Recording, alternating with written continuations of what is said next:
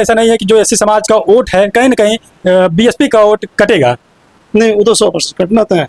मतलब आजाद समाज पार्टी के आने से बसपा का वोट कटेगा। हाँ कटेगा, वो तो कटना तय है। नहीं निकल पाएगी। ललई जी से तो बेटर है रमेश जी। कहो ना कि ये अपनी आजाद समाज पार्टी और जो अपने प्रत्याशी है ना, इनको जिताने के लिए हमारे युवा अभी से कमर कस लिए हैं और रात दिन एक कर देंगे सर इनको जिताने के लिए। के पास 2 किताबें थी जो धार्मिक ग्रंथ थी, और वो हिंदू लोगों से उस पर हाथ रखवाते थे कि आप कसम खाओ कि मैं अपना वोट गामा भाई को दूंगा, लो 500 रुपया अपना आधार कार्ड दो। मुस्लिम से वो कहते थे इस पर हाथ रख के कसम खाओ, लो पैसा 500 रुपया आधार कार्ड दो। और वो कहीं ना कहीं लड़ाई में थे, तीसरे नंबर या दूसरे नंबर पे थे, मुझे बहुत कंफर्म नहीं। लेकिन मैं समझ नहीं पा रहा हूँ कि ये जुल्फिकार अहमद जी ना तो ये राजनीति वाले व्यक्ति है ना तो ये सामाजिक व्यक्ति है। आप मुझे बता दीजिए किसी एक मुद्दे में, किसी एक मामले में जब जुल्फिकार अहमद उर्फ गामा जी किसी मामले में आए हो सागर में। एक सीट के लिए उनकी आंखों से आंसू आ गए थे और फिर बताया ऐसा जा रहा है कि फिर समाजवादी पार्टी से आ रहे हैं 2-4 सीटें मिल जाए। तो क्या लगता है बार बार उनके पास जाने से चंद्रशेखर आजाद को कुछ सीटें समाजवादी पार्टी दे देगी? हालांकि समाजवादी पार्टी नहीं चाह रही है, इसमें क्यों भी नहीं मिल पाएगी? इस पर कहीं ना कहीं दूसरे पार्टी को फायदा हो सकता है। नहीं, ये गामा का आना समझ में नहीं आता। आप कह रहे हैं भाई भी बहन जी का आदर सम्मान करते हैं, लेकिन जब बसपा पार्टी थी तो भाई जी को पार्टी बनाने की क्या जरूरत पड़ गई? लोग यही कहते हैं और ये भी कहते हैं कि पहले चंद्रशेखर आजाद जी कह रहे थे कि हम संगठन बनाएंगे, संगठन तक ही काम करेंगे, सीमित रहेंगे, पार्टी हम कभी नहीं बनाएंगे। लेकिन उन्होंने पार्टी भी बीएसपी के अगेंस्ट कहीं ना कहीं खड़ा कर लिया। अभी हम मौजूद उत्तर प्रदेश के जनपद जौनपुर के शाहगंज 365 विधानसभा में। हमारे साथ बातचीत करने के लिए आजाद समाज पार्टी के जौनपुर जिले के जिला सचिव हैं डॉक्टर एम.के. भारती। इनसे जानने का प्रयास करेंगे भीम आर्मी आजाद समाज पार्टी शाहगंज विधानसभा सीट पर कितनी तैयारी कर रही है और जौनपुर में क्या कुछ तैयारी है और पूरे उत्तर प्रदेश में क्या कुछ तैयारी है। आप जानते हैं 2027 में उत्तर प्रदेश में विधानसभा के चुनाव होने हैं। चुनाव को लेकर तमाम राजनीतिक पार्टियों में हलचलें तेज हो गई हैं और नई नवेली पार्टी आजाद समाज पार्टी भी इस समय देखा जा रहा है कि बड़ी मजबूती के साथ चुनावी मैदान में उतरने का प्रयास कर रही है। आजाद समाज पार्टी नगीना से बिजनौर से सत्ता परिवर्तन यात्रा की आगाज कर चुकी है। उसका क्या कुछ उद्देश्य है, इस पर बात करेंगे। लेकिन बात करेंगे उत्तर प्रदेश की राजनीति में आजाद समाज पार्टी क्या कुछ भूमिका निभाएगी। आप देख रहे हैं कि चाहे भारतीय जनता पार्टी हो, बहुजन समाज पार्टी हो, समाजवादी पार्टी हो, भारतीय जनता पार्टी अपनी डबल इंजन की सरकार के भरोसे चाह रही कि सरकार रिपीट हो जाए और वहीं बहुजन समाज पार्टी इस बार 5वीं बार सरकार बनाने को लेकर पूरी तरीके से कमर कस चुकी है। हालांकि बहुजन समाज पार्टी 16 से 17 साल तक से उत्तर प्रदेश की सियासत से बाहर है 2012 के बाद से, और 27 में चुनाव होने हैं। और वहीं पीडीए समाजवादी पार्टी पीडीए का नारा दे रही है। पीडीए के जरिए समाजवादी पार्टी उत्तर प्रदेश के सियासत में काबिज होना चाहती है। आजाद समाज पार्टी क्या कुछ कर रही है, जानने का प्रयास करेंगे। डॉक्टर साहब स्वागत है आपका। जी धन्यवाद। कैसी तैयारी है शाहगंज विधानसभा 365 में, क्योंकि देखा जा रहा है बहुजन समाज पार्टी अपने उम्मीदवार उतार चुकी है, भारतीय जनता पार्टी में अभी कहीं न कहीं इधर उधर असमंजस में है, समाजवादी पार्टी भी इसी तरीके से। लेकिन आप आजाद समाज पार्टी से कैसी तैयारी चली आजाद समाज पार्टी की यहाँ? जैसा कि आप जानते हैं कि अपने जौनपुर जिले में 9 विधानसभा सीटें हैं और अभी हमारे पास एक सीट जो है 365, जिसमें अपने डॉक्टर कुंवर ज्ञानेंद्र सिंह जी संभावित प्रत्याशी के रूप में आए हुए हैं और अभी और सीटों पे अपनी मीटिंग और चर्चाएं चालू है। फिर आगे और भी प्रत्याशी आ सकते हैं और हैं भी अभी प्रत्याशी, लेकिन अभी उनके बारे में कुछ नहीं कहा जा सकता है। तो हमारी तैयारी तो बड़ी जोर शोर से है, क्योंकि आप जान ही रहे हैं कि राजनीति क्षेत्र में आजाद समाज पार्टी ही वो पार्टी है जो युवाओं को, जो बेरोजगारी है, भूखमरी है, जो ये शिक्षा का जो वो माफिया, शिक्षा माफिया है, इन सब को अगर कोई खत्म कर सकता है ये भ्रष्टाचार, तो वो आजाद समाज पार्टी है। क्योंकि बड़ी बड़ी पार्टियां हैं जो आए दिन किसी न किसी तरह का प्रलोभन देती है युवाओं को, बुजुर्गों को, पीड़ितों को, लेकिन वो सफल नहीं होती। और आजाद समाज पार्टी एक पार्टी ऐसी है जो कहती है वो करती है और अपनी बातों पे खरी उतरती है। आए दिन आप जान लीजिए कि बहुजन समाज के लोगों के ऊपर प्रताड़ित किया जा रहा, मारा जा रहा, काटा जा रहा है, लेकिन कोई भी पार्टी नहीं आती है। वो पार्टी तब आती है जब आजाद समाज पार्टी या भीम आर्मी के लोग वहाँ पहुँच चुके होते हैं, उस परिवार को न्याय दिला चुके होते हैं, तब कोई पार्टी आती है। आप जैसे कह रहे हैं कि पीडीए, ये पिछड़ा दलित को बेवकूफ़ बनाने का काम किया जा रहा है। वही जो पीडीए का नारा लगा रहे हैं, वही पीडीए के लोग जो है लोगों के ऊपर अत्याचार कर रहे हैं। आए दिन एससी के ऊपर जो है अत्याचार सबसे ज़्यादा देख लीजिए कौन कर रहा है। तो कहीं ना कहीं ये वोट की जो राजनीति हो रही है ये सब खत्म हो जाएगी इनकी राजनीति। जब हमारी शासन सत्ता हमारे लोग आएंगे और भाई जी जो है सीएम की कुर्सी पे बैठेंगे तो सारी हैकड़ी इन लोगों की निकल जाएगी और हम लोग भाई जी को सीएम की कुर्सी पे बैठाएंगे। तो अभी आप कह रहे हैं कि भीम आर्मी जहां पहुंचती है, जब न्याय दिला देती है, उसके बाद अन्य पार्टियों के नेता आते हैं। तो आप लोगों ने जनपद जौनपुर से लेकर आप खासकर बात करेंगे विधानसभा शाहगंज में, शाहगंज में आपने कितने लोगों को अभी तक न्याय दिला पाए हैं आप अपने पार्टी या संगठन के जरिए? सर वो गिनती होती तो बताता ना आपको, गिनती नहीं ना, क्योंकि हम लोग लिस्ट बना के नहीं रखते ना कितने लोगों को न्याय दिलाया है। और जो संख्या कम रहती है उसकी गिनती है, बहुसंख्यक में है। जब भी कोई इस तरह से बहुजन समाज के ऊपर अत्याचार होते हैं तो यहाँ से लेकर जिले तक के लोग जो है खड़े हो जाते हैं, तो उसकी कोई संख्या नहीं है ना। अभी आपने कहा कि शिक्षा माफिया आए दिन अत्याचार, बाबा तो कहते हैं, जो डबल इंजन की सरकार है, योगी आदित्यनाथ जी मुख्यमंत्री जी कहते हैं कि गुंडों को यहाँ से भगा दिया गया है, इस प्रदेश से छोड़कर भाग गए, उत्तर प्रदेश को हमने उत्तम प्रदेश बना दिया है। नहीं सर, ऐसी बातें नहीं है। अभी आपने जब ये बात कर ही लिया है तो अभी एक मामला बहुत हाईलाइटेड चल रहा है जिसमें आप भी जा चुके हैं, सौम्या बिंद का, आजाद बिंद की बहन का देख ही रहे हैं मामला। और सौम्या ने बड़े कष्ट से उस बात को कहा है कि वहाँ वो जनता दरबार में कुछ और चेहरे होते हैं, बाकी एकांत में उनके कुछ और चेहरे होते हैं।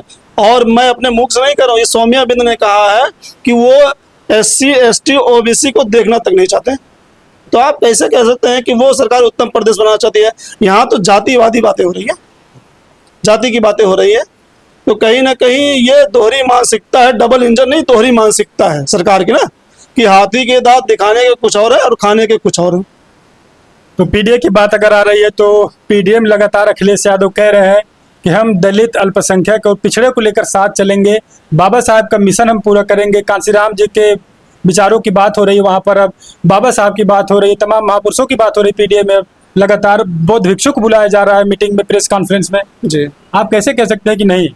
जी, यही अखिलेश यादव जिस कांसीराम साहब के जो है जितने भी नाम थे, बहुजनों के नाम से जितने भी शहरों के नाम थे, स्मारक के नाम थे, यही अखिलेश यादव, आप जाके गूगल पे सर्च मार सकते हैं, यही अखिलेश यादव के द्वारा, समाजवादी पार्टी के द्वारा सारे शहरों के नाम को बदल दिया गया और कहीं ना कहीं दूसरे नाम को डाला गया। तो जिनको नामों से तकलीफ है वो बहुजन समाज की बात कैसे करेंगे? वो माननीय कांसीराम साहब की बात इसलिए करते हैं कि वो, आप जानते हैं कि हमको वोट चाहिए, वोट लेना है। ये समाज जागरूक हो चुका है, SC समाज अब बहुत जागरूक कहीं ना कहीं हो चुका है। तो वो वोट की राजनीति इसीलिए कर रहे हैं कि इन महापुरुषों का नाम लेंगे, चूंकि लोगों के जहन में है, चाहे वो माननीय आदित्यनाथ योगी जी हो और अपने प्रधानमंत्री जी हो, कोई भी हो, वो जानता है कि अगर हम बाबा साहब का नाम ले लिए तो SC हमको अपना समझने लगता है, हमको लगता है कि हाँ ये हमारी बिरादरी का है, हमारी सोच का। लेकिन ऐसा नहीं, वो वोट की राजनीति करते हैं सर। आप कह रहे हैं कि SC समाज जाग चुका है। 2024 लोकसभा चुनाव में SC समाज ने पीडीए के नाम पर काफी वोट किया, बड़े पैमाने पर समाजवादी पार्टी को सांसद मिले हैं। तो कैसे आप कह सकते हैं कि नहीं, ये लोग ना बहकावे में आ गए सर। तो फिर ऐसे बहकावे में आ सकते हैं, फिर 27 में भी नहीं, कैसे रोक पाएंगे आप अपने लोगों को? बिल्ली जब एक बार जलती है ना तो दूध को फूंक के पीती है। ये जल चुके हैं, एक बार समझ गए हैं कि ये बहकावा था और छलावा था। अब इनकी बहकावे में कोई नहीं आएगा और चंद्रशेखर भाई से बढ़िया ऑप्शन किसी के पास नहीं है। चंद्रशेखर आजाद अभी अखिलेश यादव के पास 2022 में अमूमन देखा जाए लोकसभा विधानसभा चुनाव में एक सीट के लिए उनके आंखों से आंसू आ गए थे, और फिर बताया ऐसा जा रहा है कि फिर समाजवादी पार्टी से चाह रहे हैं 2-4 सीटें मिल जाए। तो क्या लगता है बार बार उनके पास जाने से चंद्रशेखर आजाद को कुछ सीटें समाजवादी पार्टी दे देगी? हालांकि समाजवादी पार्टी नहीं चाह रही है कि हमारे गठबंधन में भीम आर्मी या फिर आजाद समाज पार्टी आए। नहीं, वो भाई जी का जो विचार हो वो अलग बात है, उस पर मैं नहीं कह सकता हूँ।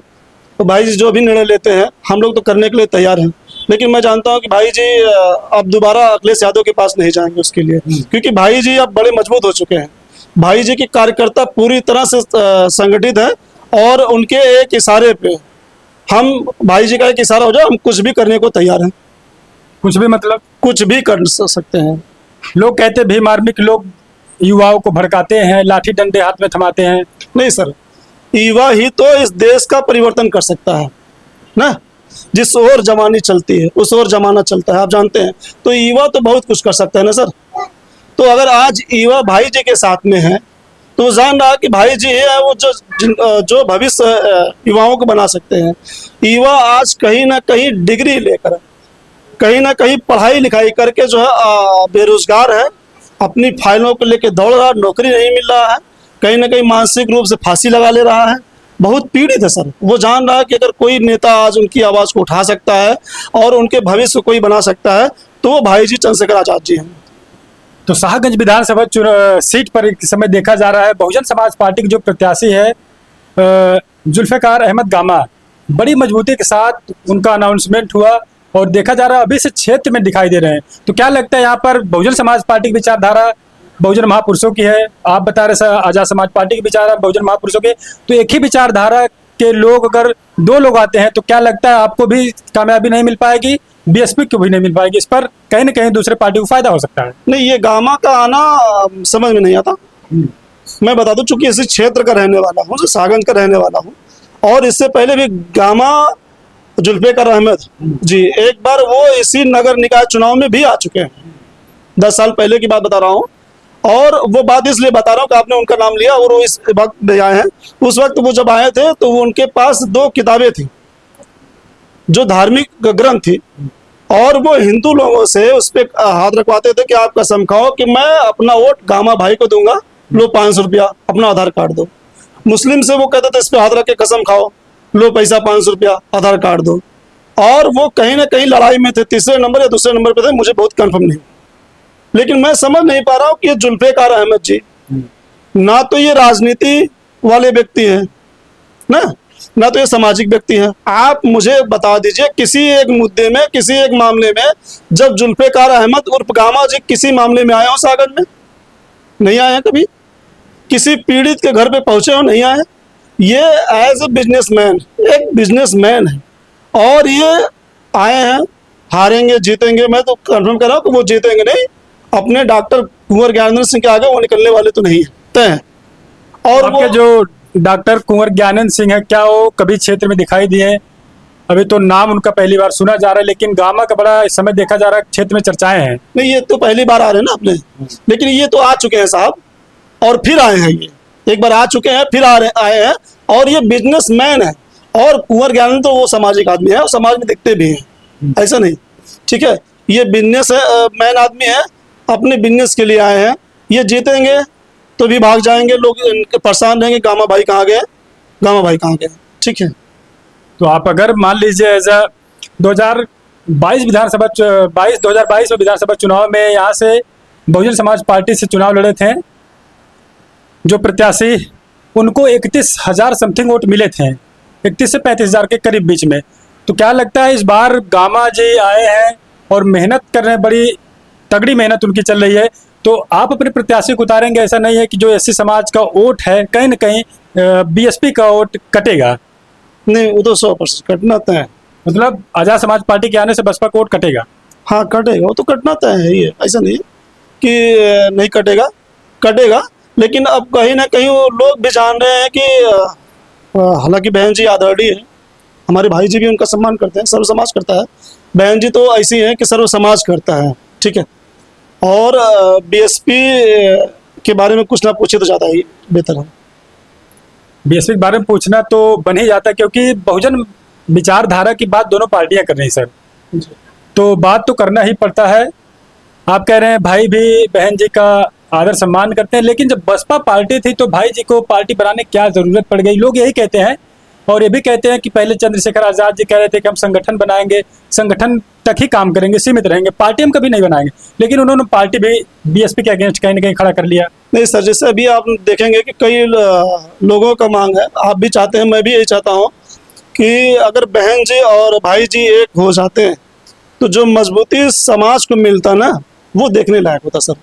लेकिन वो हो नहीं पा रहा है, क्योंकि कहीं ना कहीं कुछ तो बातें हैं कि ये दोनों पार्टी एक नहीं हो रही। और मेरी भी मंशा है कि बहन जी और भाई जी एक हो जाते हैं तो हमको जो मजबूती मिलता, ये जो षड्यंत्रकारी हैं, जो तमाम संगठन के लोग हैं, आप देखेंगे कि भाजपा जो है उसके एक पार्टियां नहीं है, उसके पास तमाम प्रकार के संगठन हैं, और सारे संगठन मिलकर उसको सपोर्ट करती है, वो चलाने का काम कर रही है, ठीक है। तो अगर भाई जी ने ये पार्टी बनाया तो ठीक है, उसमें कोई दिक्कत नहीं है। चूंकि एक नरम दल है, एक गरम दल है, ठीक है, समाज में दोनों की आवश्यकता है। तो भीम आर्मी गरम दल है, आप मान रहे हैं? नहीं, ऐसा नहीं है। गरम दल वहां पर वो काम करता है, जैसे आप कहीं के मर्डर हो जा रहा है, जब संवैधानिक तौर पे हमको न्याय नहीं मिल पा रही है, तो जाहिर सी बात हम संवैधानिक तौर पे ही अपनी बातों को रख रहे हैं, और उसमें वो गरम दल की कोई बात नहीं है। संवैधानिक तौर पे ही हम अपना काम कर रहे हैं। ऐसा नहीं है कि हम जो अपराधी उसके घर पे पहुंच गए, लाठी डंडा लेके मारना चाह गया, नहीं। हम अपनी मांग जो है प्रशासन से करते हैं, ना देने पे हम धरना देते हैं, बस यही काम कर रहे हैं। इसी के लोग आप गरम दल कहने तो कोई दिक्कत नहीं। तो यहाँ पर अभी वर्तमान में अगर देखा जाए, निषाद समाज पार्टी से और एनडीए भाजपा के साथ गठबंधन है, रमेश सिंह है, उनका कार्यकाल आप लोगों ने विधानसभा सागंज में कैसा देखा 5 साल तक? नहीं, रमेश सिंह जी बढ़िया है, हाँ। लेकिन वही उसी जिस पार्टी से हैं रमेश जी, उसी समाज के बेटे की आजाद बिंद की हत्या हो गई, और उसमें सिर्फ और सिर्फ इनको जो है संतावना दी गई, बस सिंपैथी दी गई, बाकी उनके साथ कोई डटा नहीं रहा। और जहां वोट की राजनीति होगी, वो उनके घर पे जाके उनके थाली में बैठ के खाने का काम करेंगे। तो ये सिर्फ वोट की राजनीति है सर, बाकी तो ठीक है, कोई दिक्कत नहीं है। देखा जाए लगातार समाजवादी पार्टी में चर्चाएं चल रही। ललित सिंह यादव जो पूर्व में विधायक हैं, पूर्व में मंत्री कैबिनेट में रह चुके हैं, तो क्या लगता है इनको समाजवादी पार्टी अगर टिकट देती है, इनके पिछले कार्यकाल को देखकर क्या समाजवादी पार्टी को सीट यहाँ पर निकल पाएगी? नहीं, नहीं निकल पाएगी। ललई जी से तो बेटर है रमेश जी, हाँ। और ये तो क्लियर है। ललई जी आज तक वो विकास सागज में नहीं करा पाए अपने क्षेत्र 365 में, जो कार्य जो है रमेश जी ने किया, जो सत्य बात है वो बता रहा हूँ, ठीक है। तो अगर कंपेयर करते हैं तो रमेश जी से बड़ी रमेश जी अच्छे हैं ललई से, इस बात को तो मैं कहूँगा। तो अगर मान लीजिए Azad Samaj party by the way seat निकाल लेती है, तो आप लोगों की प्राथमिकता क्या होगी? आपके सागंज विधानसभा में, जिले में, प्रदेश में क्या कुछ आप लोग करेंगे? सर उसका एक पूरा मोनो तैयार है ना, एक लिस्ट तैयार है कि जो हम लोग जमीनी स्तर के नेता हैं, और हम लोग वो काम करेंगे जो अभी तक लोग सिर्फ अपनी फाइलों में किए हैं और अपने चुनाव में कहते हैं, लेकिन हम लोग वो है कि घर घर जाके जो लोगों की समस्याएं हैं, सड़क, बिजली, पानी, अभी आपने देखा एक मुद्दा बड़ा तेज चला है पूरे प्रदेश में, स्मार्ट मीटर को लेकर। स्मार्ट मीटर को लेकर आप बता दीजिए पत्रकार महोदय, अगर कोई नेता ने आवाज उठाया हो, पहले अपने नेता है चंद्रशेखर भाई जी ने ही आवाज उठाया उस मुद्दे को, और उससे बहुजन समाज ही नहीं परेशान था, सर्व समाज परेशान था, क्योंकि उस स्मार्ट मीटर लोगों के जो है, लोगों की जेबों को खाली कर रहा था। उसका बिल जिस तरह से बढ़ता रहा था, उस तरह से लोगों की बीपी बढ़ती थी, और लोग बड़े टेंशन में रहते थे। मैं स्वयं उसका भुक्तभोगी हूँ कि स्मार्ट मीटर जब से लगा, बहुत सारी टेंशनें बढ़ गई थी। आए दिन 50 रुपया और महीने के 1500 रुपया, जबकि कुछ जल नहीं रहा था। उस मुद्दे को कोई अगर उठाया है तो वो अपने भाई जी ने उठाया है, और कोई नेता ने उठाया है। तो हम लोग जमीनी स्तर के नेता हैं, और हमारे भाई जी भी उसी जमीनी स्तर के नेता हैं। तो हम लोग वो काम करेंगे कि जिससे हमारी जनता परेशान ना हो, उसकी परेशानी का सामना ना करना पड़े। मैं आपको अभी बता दे रहा हूँ, मोदी जी का एक योजना चला था, उज्ज्वला योजना चला था, और मोदी जी पूरे सोशल मीडिया पे आके, टीवी पे आके, बड़ी बड़ी चैनलों ने बड़े चिल्ला के चलाया कि उज्ज्वला योजना माताओं और बहनों के जो है वो आंखों को बचाने के लिए, उनको टीबी और दमा से बचाने के लिए तमाम प्रयास किए जा रहे हैं। और उन्होंने बताया कि हम ये गैस फ्री में दे रहे हैं सर, फ्री में। उन्होंने कहा कि हम उज्ज्वला योजना के जरिए हर घर गैस पहुंचाने का काम करेंगे, और हुआ भी। लोग जा के लिए, बड़ी तेज जाके लिए, लेकिन सब्सिडी नहीं आ रही थी सर। सब्सिडी तब तक नहीं आई जब तक 1800 रुपया उस गैस का चुकता नहीं हो गया। मैं एक मामले में जाके पूछने लगा गैस एजेंसी पे कि महोदय इसका सब्सिडी क्यों नहीं आ रहा, तो उन्होंने कहा कि पासबुक दीजिए उनका। जब वो पासबुक चेक किए, बताया कि अभी इसका किस्त बाकी है। मैंने कहा किस्त किस बात का, ये तो फ्री वाला है। वो कहे कि नहीं, इस पे किस्त था 1800 का। तो यहाँ दाया दिखा के बाया मारने का काम हो रहा है सर। चलिए सर, तो अभी लेटेस्ट में एक खबर चली है, आपके जनपद जौनपुर के एडवोकेट विजय प्रताप जो भीम आर्मी के जिला अध्यक्ष थे, उन्होंने पार्टी संगठन को छोड़कर बहुजन समाज पार्टी के दामन थामा है। तो क्या लगता है पार्टी में, आपके संगठन में कहीं न कहीं बेमनस है या फिर क्या कारण रहा होगा कि एडवोकेट विजय प्रताप भीम आर्मी को छोड़कर बीएसपी में चले गए? सब स्वतंत्र हैं सर, ऐसा नहीं है कि ये पार्टी वाले उस पार्टी में नहीं है तो उस पार्टी वाले उस पार्टी में नहीं जाते हैं। बशर्ते मैं ये जानता हूँ कि जिस पार्टी ने आपको एक पहचान दिया हो, जो एडवोकेट विजय प्रताप जी हैं, भीम आर्मी ने उनको एक पहचान दिया सर जौनपुर में, नहीं तो उनको कौन जानता था। जब उनकी एक पहचान बन गई तो उनको घमंड सा हो गया और वो अपने ही घर में गए। मैं नहीं कर रहा हूँ कि दूसरे घर में गए हैं, ठीक है, लेकिन अपने मकान से निकाल के किराए के मकान पे गए हैं। वहाँ भी अगर वो ढकेल दिए जाएंगे तब। अभी आप कह रहे हैं अपने घर में गए हैं, फिर आप कह रहे हैं कि किराए के मकान में गए हैं, तो क्या कुछ मतलब है? नहीं, मैंने कहा कि सर उनकी पहचान जो भीम आर्मी से ही थी। तो सर अगर काम करते किसी भी पार्टी में तो पहचान बननी ही थी, तो कहीं भी काम करेंगे पहचान तो बनेगा ही बनेगा। कोई कारण रहा होगा कि पार्टी के लोगों ने सुना नहीं होगा, उनकी बात को नहीं माना होगा। इससे पहले भी बहुत पार्टियां थी, बहुत संगठन चले जाते हैं उसमें। क्यों आए भीम आर्मी में? चूंकि भीम आर्मी एक हाईलाइटेड पार्टी है, आजाद समाज पार्टी संगठन हाईलाइटेड है, तो ये इसमें आए, चर्चित हो गए।